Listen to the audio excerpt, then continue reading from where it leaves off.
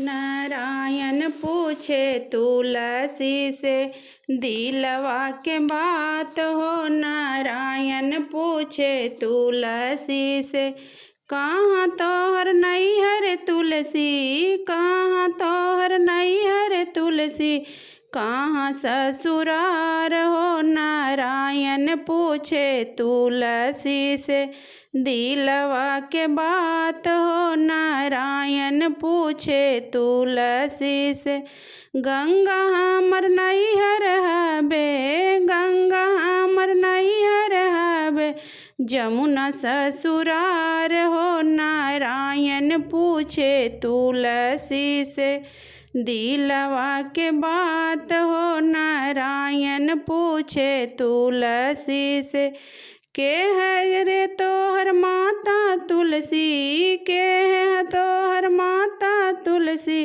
के रे तोहर पिता हो। नारायण पूछे तुलसी से दिलवा के बात हो। नारायण पूछे तुलसी से दिलवा के बात हो।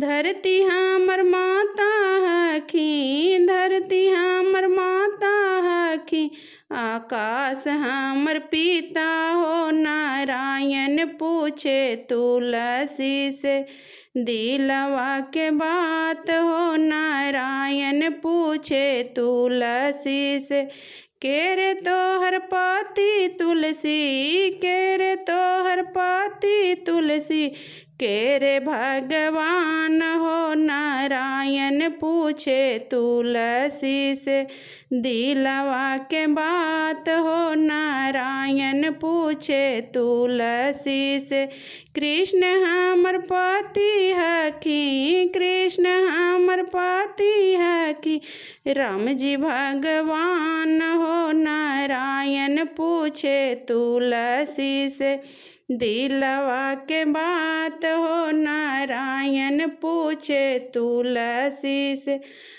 अगर हमारे गीत आपको अच्छा लगा तो चैनल को लाइक, सब्सक्राइब और शेयर ज़रूर करें।